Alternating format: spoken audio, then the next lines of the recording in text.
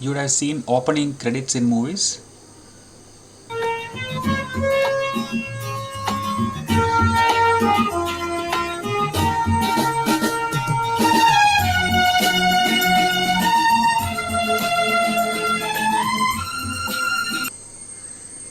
So just before the movie, you will have the names of all the technicians involved in the movie, and in all the movies we used to have the name of the actors who were involved in the movie.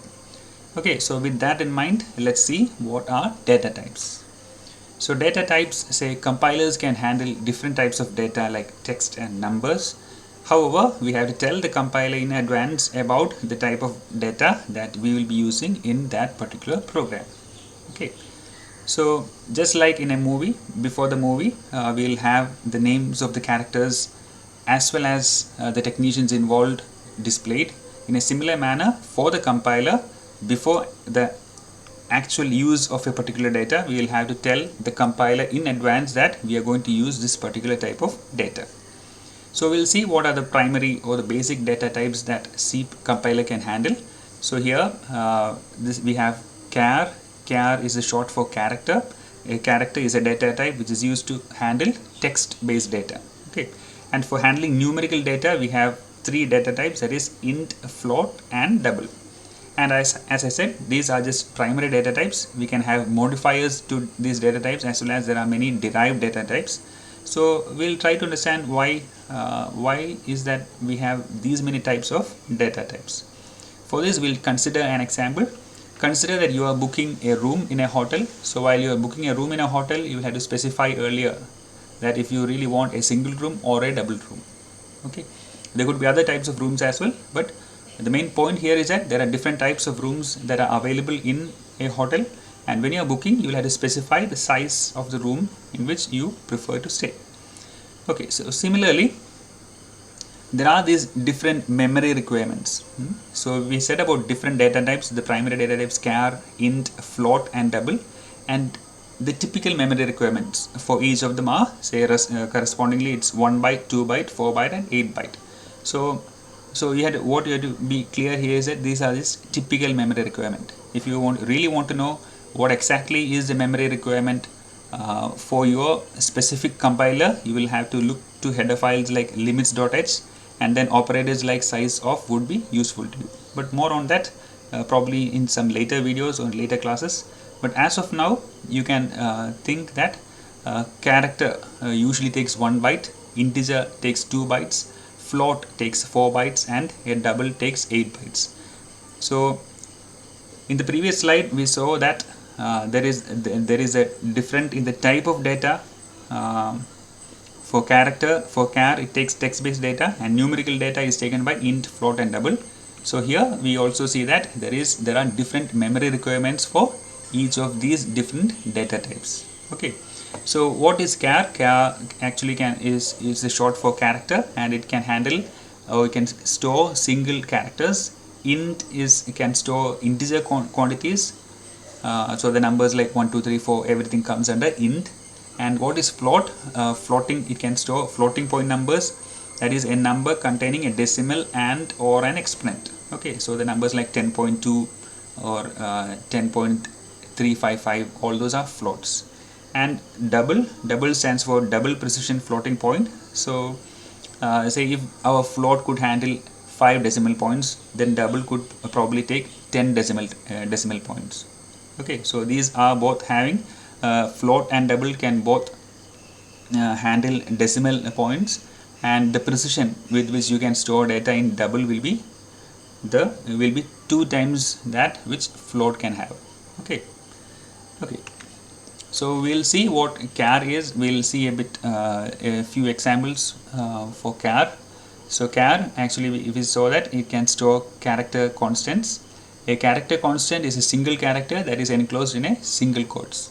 Okay, so these are a few examples. We can store characters like 1, W or capital W. So these are just examples. And then int. So int is used to store integer constants, and this and for integer constants we have to remember that it can't have commas and blanks, and hyphen is permitted. hyphen is actually the minus symbol. So if you had to represent a minus number, say here it's int b equal to minus 100, well, that is permitted, and then it cannot exceed maximum and minimum limits. So for each compiler, say integer will have certain limits, and it can't say if a particular compiler has a limit of something like say 32,000, it means you can't store a value like 35,000 in an int variable. So you have to be careful with the limits. So we'll see a few valid and invalid syntaxes or values that you can store in int variable. We'll see these are some of the valid ones. Int a equal to 10, there is no problem. Int b equal to minus 100, you can use a negative symbol, that's fine. Int a equal to 0, you can store 0, that's fine.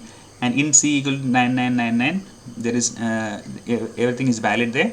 And the next one, int d equal to 010. So here this is not our ordinary decimal value 10, but this is an octadecimal. Okay, so when you use 0 at the beginning, our compiler recognizes that the programmer actually is trying to store a octadecimal value here. Okay, and similarly for hexadecimal, here int c equal to 0xf. So these two are valid. We can store octadecimal as well as hexadecimal values in an integer variable, but we'll have to caution the compiler earlier. For if it is an octadecimal, we'll have to give a 0 at the beginning, and if it is a hexadecimal, we'll have to give a 0x at the beginning. Okay, so what are some of the invalid ways of using the int data type? Int a equal to 1000. So this is 1000. This is the way that we usually use or we usually write 1000.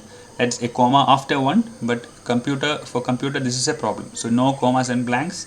So this is a problem. Int a equal to 30.0, integer actually can't store floating points. So you should avoid this 0.0 here. And int b equal to 12 space 34. Okay, so no blanks are permitted. This again is not valid. Int a is equal to abc, well, it's not permitted unless abc is a variable which is storing an integer value. Okay, and then int c equal to here again 10,000, we have a comma here, not permitted. Int d equal to 1 space 12, we have a space, well, that is not permitted. So now we'll see what is a float type. So float is used to store floating constant. And what is a floating constant? A floating point constant is a base 10 number that contains either a decimal point or an exponent or both. Okay, so we'll see this some of the examples here, and you also have to be familiar with some notations here. Okay, so here 2e plus 3, when you have the notation for representing a floating number, when we have 2e plus 3, that just means e means you, instead of giving 10 raised to some particular number, so here 2e plus 3 can be expanded as 2 into 10 raised to 3. Okay, so instead of e, it is 10 raised to is coming, gets replaced. Okay, so 2e plus 3 gets transformed to 2 into 10 raised to 3, and which we can calculate to 2000. And if it's 2e minus 3, that is 2 into 10 raised to minus 3, which you can compute to 0.002. Okay, and these examples are just to show you that 2e plus 3, so you can use small letter as well as the capital letter E, it doesn't make any difference, and the plus symbol here is optional. Okay, 2e plus 3, or you simply write 3, well, it's all having the same meaning. So these 4 variations, everything mean the same, 2000. And in the second case, 2e minus 3, that is 0.002, so you can either give a small letter e or a capital letter E. Okay, so we'll see some of the valid ways in which we can use a float. So float a is equal to 1 point. Okay, 1 point means computer understands it's a decimal value, so it accepts it. So float b is 1.0, and this is with the notation. So we saw this. So 2e2 would be 2 into 10 raised to 2, which would be calculated as 200. And float a is equal to 0.06 e plus 2. If we expand it, it will be 0.06 into 10 raised to 2. So that will come to 2 again. Okay, so what are some of the invalid ways of using a float? So float a equal to 1, so this is just an integer, we don't need a float to store this value. And the next one is float a equal to 1000, so here we are having comma, well that is not permitted. And in the next case, float a equal to 2e10.2, so this here, this is actually a decimal value, isn't it? 10.2. So after e you are not permitted to have a decimal value, you have to give a whole integer. Only integers are permitted after e.